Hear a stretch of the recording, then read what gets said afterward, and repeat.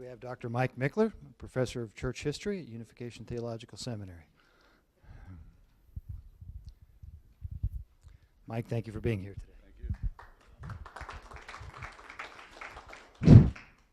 First of all, I'd like to ask my boss to leave the room, Dr. Spurgeon. That's okay.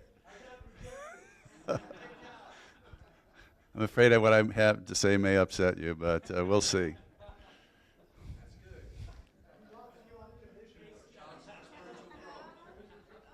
I have 2 years left in my contract. Okay, so I'm going to talk about HSA UWC governance, an alternative approach. And I'll start with the proposal. So, in my opinion, HSA UWC USA needs to broaden its governance structure. Oops, can't go backwards. Okay. HSA, I'm just going to start with the thesis and then I'll go through how I got there. HSA should convene something like a General Assembly, at least on an annual basis, which is representative of the membership. And the General Assembly should be congregationally based. What is the current situation of HSA USA? All HSA assets and all decision-making authority rests with a 7-member board of directors. The board is self-perpetuating. That is, it determines its membership and its guidelines. Spiritually, the board is subject to the church hierarchy and the general membership, but legally, the board is autonomous, subject only to its articles of incorporation, which it has the authority to change. Can I get to the next one? Okay, I didn't want to show my problem. The first problem I see with that situation, and I don't mean to use inflammatory language, but in the corporate world we do see what are called, oops, doggone it, hostile takeovers. And I don't mean, I'm a historian, so I have to be particularistic. In 2009, Hyunjin Moon made a concerted effort to remake, that is, take over the HSA board in the United States. He attempted to remove board members who were unsympathetic with the direction he wanted HSA to go and replace those board members with others supportive of his direction. He failed in this attempt due to the direct intervention of the founder. It's a long story. However, the situation with the Unification Church International, or UCI, was different.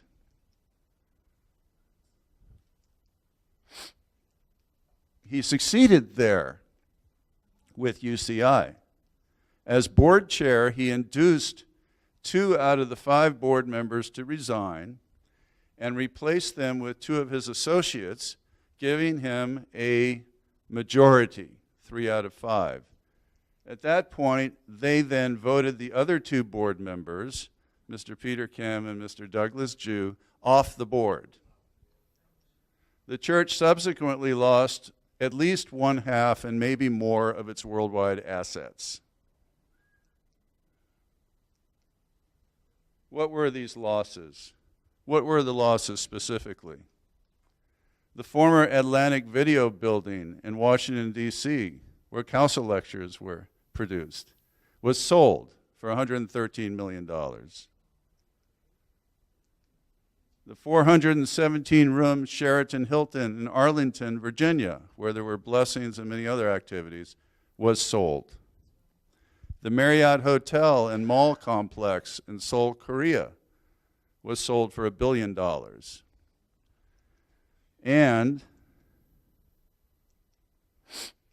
the Yoido Island property and the $2.3 billion Park One Tower project was lost. So these were losses to the movement because the board lost control of the board. And the resulting litigation has cost millions and millions of dollars to try to rectify the situation. How about South America? You just referred to Chile. UCI attempted a hostile takeover of the HSA Brazil in 2010. And it succeeded in placing 3 of its North American employees on the 5-member Brazil church board, along with 2 sympathetic former Brazilian church presidents. So in effect, UCI took over the Church of Brazil board. It then moved to fire the current Brazilian president, who was resistant to the change. But it failed. It failed, in part due to intervention of the founder again, but more importantly, due to the way the church was structured in Brazil. In Brazil, the highest decision-making body of the church is the General Assembly, not the board. It consists of 10 founders of the church in Brazil, past leaders and current leaders. They're over the board. On June 12, 2010, the General Assembly voted to retain the current president, and on June 26, the 110 members of the Assembly voted to remove the UCI-dominated board. Therefore, the church in Brazil remained within the orbit of international headquarters, and the land and assets in Brazil remained within the Unification Church.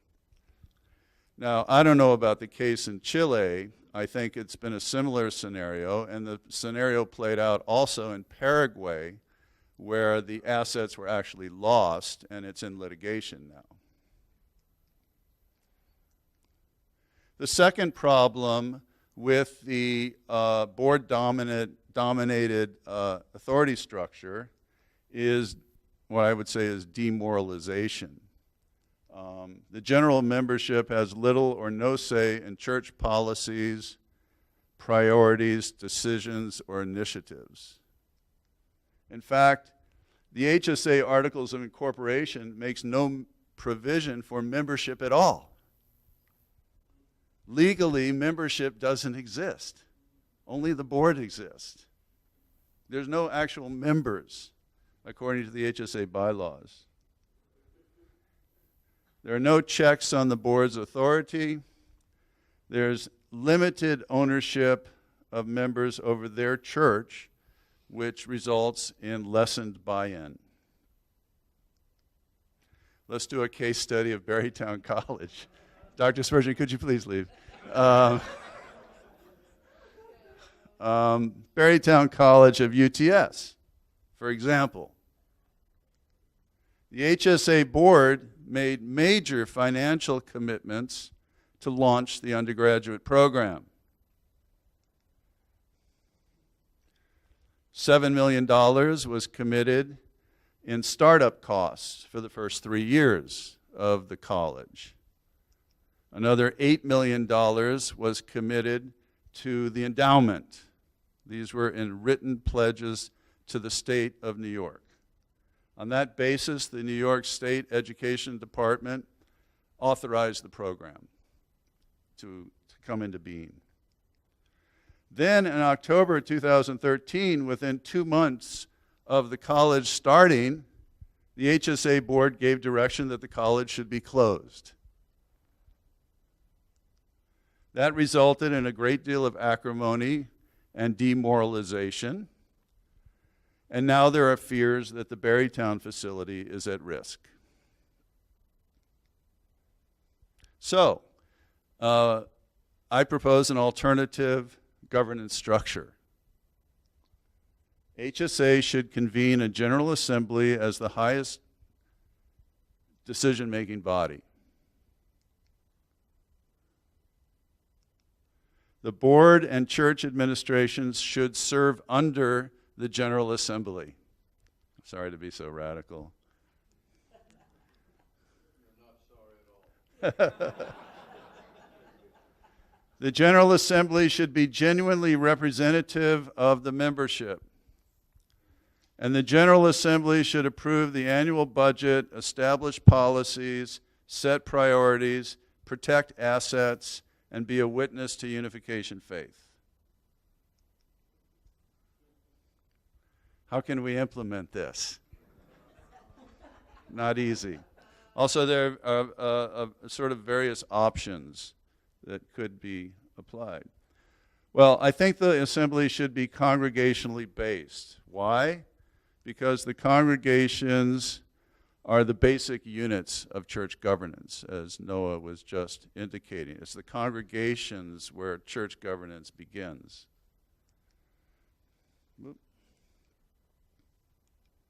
Oops.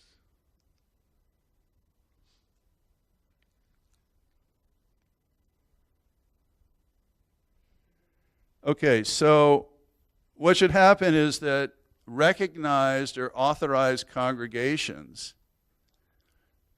say a congregation starts up somewhere in the country and they want to be represented, they would apply to the General Assembly to be recognized. Any recognized or authorized congregation should have representation in the General Assembly. In other words, the pastor and maybe some elected lay representatives from that congregation would go to the annual meeting where they would be represented, and then they would report back to the congregation.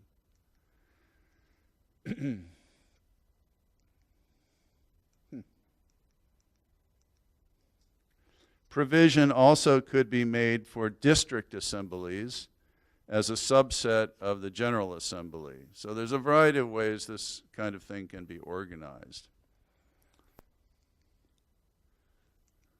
What are the benefits of this? Number one, I have 5 E's. End arbitrary abuses of power. Empower membership. Enhance the organizational and leadership capacity of the church as a whole. Effect a sea change in consciousness and maturity. And establish a level of professionalism attractive to the church's next generation. And that's all I have.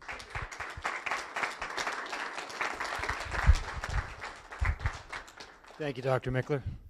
Questions for Dr. Mickler?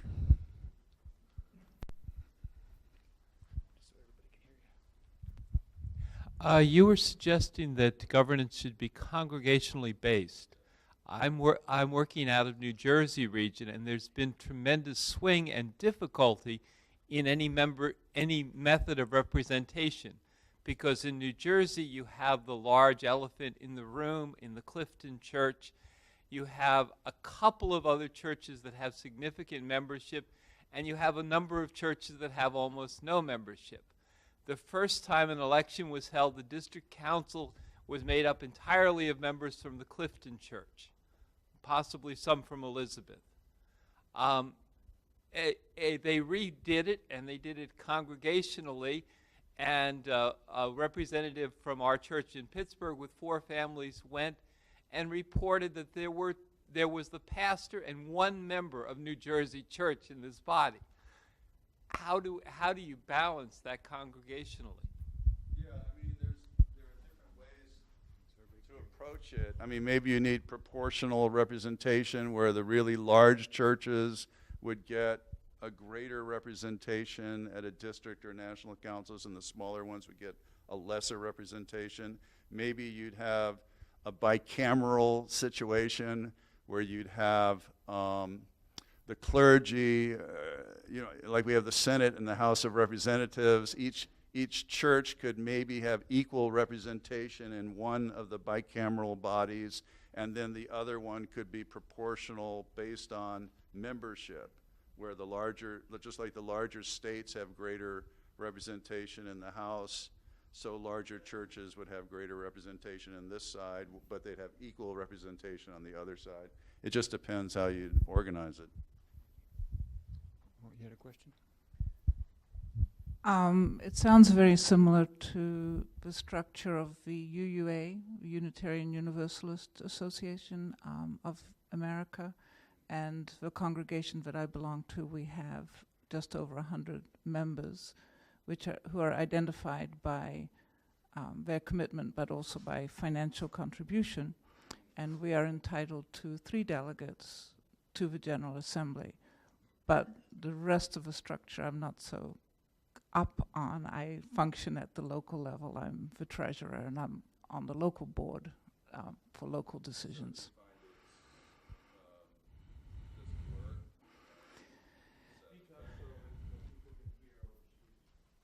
So I'm just wondering, in your denomination, do you find that it is, does it empower, does it work, or some members obviously would be more concerned with governance issues than others?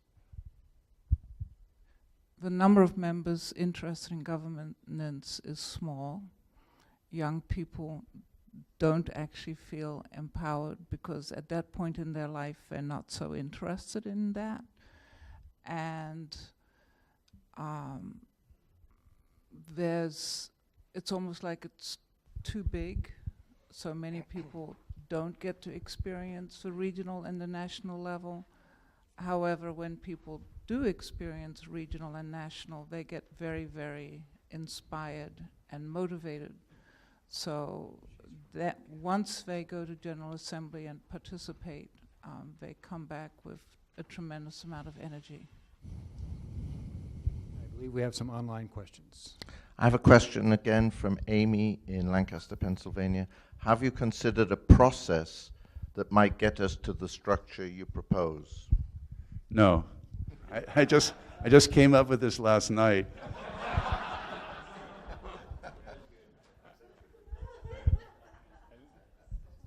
Mike, are you proposing this after Mother passes or immediately? I think this kind of structure can work with several different kinds of polity. For example, the Episcopal Church is bishop-led, right? But they have a structure like this. I guess they have a House of Bishops and the other part. Yeah, I mean, this is kind of like a theoretical construct and then putting it into application. But I would say after Mother's passing, it might become more imperative to put a structure like this in place.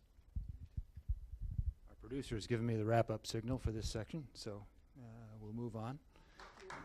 Thank you, Mike. Next we have